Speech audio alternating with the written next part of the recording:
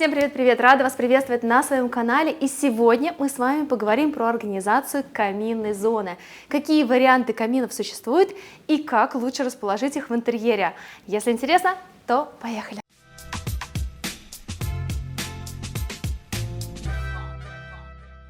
Вы видите, что я не случайно сегодня рядом с камином, да, тема сегодня будет именно про огонь в интерьере, про организацию каминной зоны. И давайте поговорим с вами про разные типы каминов, какие они бывают. Если мы говорим про загородный дом, то, конечно, использование натурального такого огня, да, очага, камина или печки будет самым лучшим решением. Конечно, этот вариант отопления наиболее экологически чистый, наиболее экономичный, поэтому если есть возможность организовать печь, если есть возможность организовать красивую каминную зону, то это будет просто фантастически. И тут мы поговорим о разных типах настоящих таких живых каминов, да, и они действительно бывают разные. Когда мы сталкиваемся с вопросом создания такой каминной зоны, мы сразу задаемся вопросом, во-первых, в каком стиле будет организован этот камин, да, сколько он будет занимать места и каким образом еще это технически реализовать, как провести вообще дымоход, если он не был изначально запланирован в этом доме. Поэтому, собственно, начнем с того, что, естественно, мы посмотрим на общий дизайн помещения, пространства, и камин у нас будет соответствовать этому дизайну, то есть он будет продолжать тему интерьера. Это может быть современный камин, это может быть что-то очень классическое с большой красивой портальной зоной, или это может быть совершенно такой минималистичный, который встроен в стену, его практически там не видно, только пламя. И, конечно, задумываясь над общим видом камина, над дизайном камина, мы полагаемся, естественно, на выбранный интерьер всего дома, но при этом стоит задуматься, а где действительно правильно располагать камин с точки зрения силы огня в пространстве дома. И тут нам может прийти на помощь эта даосская практика, которая, собственно говоря, в простонародье называется фэн-шуй, который помогает нам с организацией таких энергетических зон. И в данном случае энергия огня – одна из самых сильных энергий, которые нужно очень правильно располагать в интерьере. И вкратце, естественно, расскажу о том, что наиболее удачным будет, да, какое место будет наиболее удачным в доме. Это, как правило, южное направление дома, сторона, которая смотрит на юг. И огонь у нас, собственно говоря, это такая мужская энергия. Если камин в доме будет расположен неправильно, неверно, в зоне северо-западной или западной, то это очень может сильно повлиять на мужскую половину, которая живет, да, в доме или находится в доме. И в этом случае можно все-таки продумать заранее правильное расположение с учетом еще правильных энергетических таких воздействий. Правильное расположение камина будет благотворно влиять на успех, на такой статус хозяев дома, поэтому, в общем, можно об этом тоже задуматься. Ну и вернемся, собственно, к выбору самих топок. Топки бывают у нас разного типа, они могут быть довольно-таки большие, крупные, открытые, только с фронтальным стеклом, со стеклом с двух сторон, да, такой угловой топкой, может быть полностью выносная топка, а может быть это печь. И здесь все зависит от того, насколько вы хотите, чтобы огонь действительно заходил в дом, насколько вы его видели, ощущали. И, естественно, нужно также помнить о том, что уход за топкой с натуральным огнем, в общем-то, тоже такой немаловажный элемент в наличии этого камина. То есть необходимо будет следить за тем, чтобы чистое было стекло, да, за тем, чтобы все правильно растапливалось, потому что система растопки тоже имеет место быть. Поэтому, если мы говорим просто про обычные каминные топки, то они существуют нескольких типов, отличаются они только визуально. Но также есть камины вот такого типа, и их довольно-таки тоже много. Это такие парящие камины, у которых есть нижняя часть, у которых есть купольная часть. Организация их довольно-таки сложная, и такой камин будет дорогостоящий. Я видела много раз дизайн-проектов, в которых так смело вставлены вот такого плана камины с разной формы, да, это может быть что-то очень современное, очень классическое. Но когда вы планируете такой камин, организацию такого камина, нужно понимать, что, в общем-то, подвес такой вот трубы, такого купола и организация вот такой вот топочной части будет довольно-таки сложная в реализации и затратная. Такие камины, как правило, производятся на Западе. Это либо Франция, Ирландия, английские камины также есть. И, конечно же, собственно, нужно понимать просто, что это будет и затратно, и, возможно, долго просто поставляться на объект. Вот, и еще, естественно, возвращаясь к практике фэн-шуй, также скажу несколько слов. Вот, например, в данном контексте, да, вот в данном интерьере здесь камин представлен как некая такая центральная часть интерьера, и вокруг нее организовано место для сидения. Такое решение возможно организовать, но лучше на террасах открытых и опять-таки в южной части дома, но ни в коем случае не в центральной части дома, так как центр дома – это, по сути, наша вселенная. То есть, вот, когда вы, ассоциация дома – это ассоциация с нами прежде всего. И когда вы ставите камин в центр этого дома, вы как будто бы пронзаете свое сердце дома. Поэтому организация такого камина в центре дома я вам, собственно, не рекомендую делать, избегать подобных решений. Хоть это может быть очень красиво с точки зрения дизайна.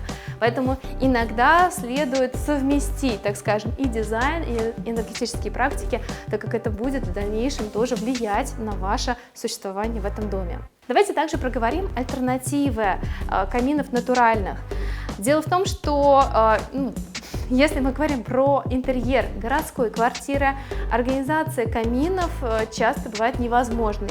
Хотя, естественно, в домах, особняках 19-18 века существуют уже изначально, да, спланированные дымоходы, которые, в общем-то, можно реанимировать и организовать действительно полноценное место для живого огня. Но если у вас не особняк 18-19 века, если у вас обычная статистическая городская квартира, в которой не было продумано место для камина, то не стоит отчаиваться, и можно себя также побаловать таким прекрасным элементом, как живой или практически живой огонь.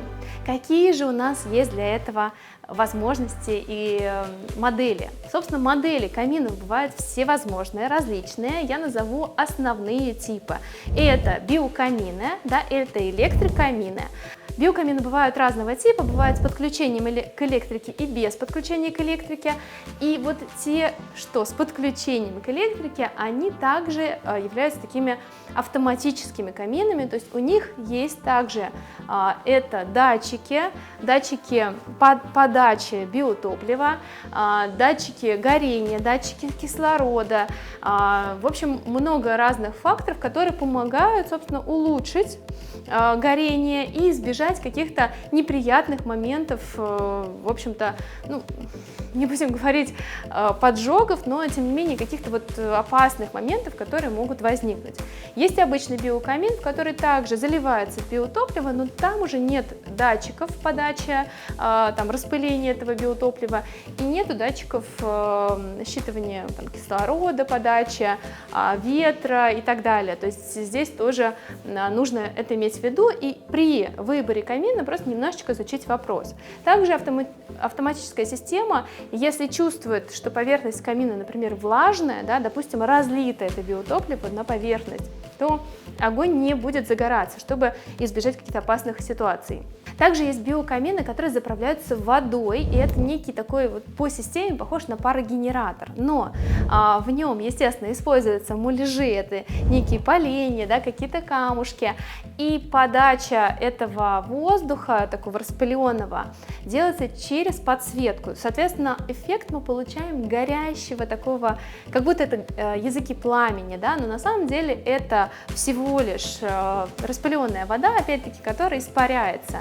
Такие биокамины могут даже дополнительную влагу, поддержание влаги в квартире обеспечивать. И кроме этого, некоторые даже модели оснащены фильтрами, которые улавливают лишние частицы пыли, какой-то пыльцы. И это очень хорошо, например, для людей, страдающих аллергией, сезонной в том числе. Также существуют электрокамины, и они бывают тоже разного типа. Разный тип у них достигается с помощью технологий, которыми они производят, собственно говоря, картинку, да, которую мы видим. Как правило, все биокамины, также электрокамины сделаны по принципу такого 3D и 2D эффекта, когда внутри есть несколько прослоек стекла и зеркала, которые обеспечивают этот вот глубокий эффект. И когда мы видим не просто какой-то, да, вот ряд вот этих вот там несколько язычков пламени, когда их действительно много, они объемные, красивые. И также электрокамин с технологией OptiV, который относится уже таким к премиальным сегментам электрокаминов.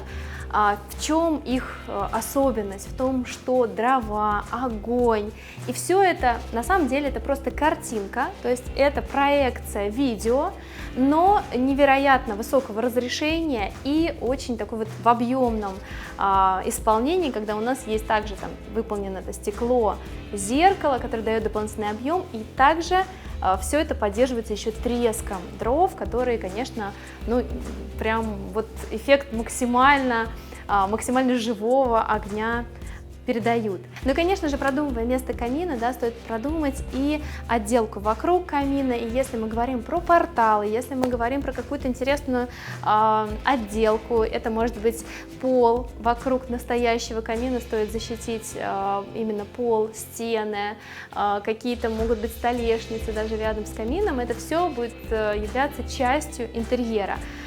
Стоит помнить и о безопасности, естественно, и о красоте. И такая отделка может быть выполнена из натурального камня, из металла, это может быть бетон даже. Это, если мы говорим про электрокамины, могут быть использованы деревянная отделка, полиуретан, гипс, да, и, естественно, ну, мы помним о том, что, в общем-то, масса или так объем занимаемой площади стены тоже должен быть пропорционален помещению. И в большом пространстве делать маленький камин будет не очень красиво, поэтому смотрите именно с точки зрения пропорций, чтобы это было, конечно же, красиво. Ну что, я надеюсь, вам понравился мой обзор про камины. И у нас, как у дизайнеров, есть возможность применять такой замечательный элемент, как камин в интерьере. И знаем, как это делается и что можно использовать. Ну и жду ваших комментариев под этим видео. Конечно же, если будут у вас вопросы, буду рада с вами обсудить их. Подписываемся на канал и ставим мне лайк за интересное видео. Всем пока!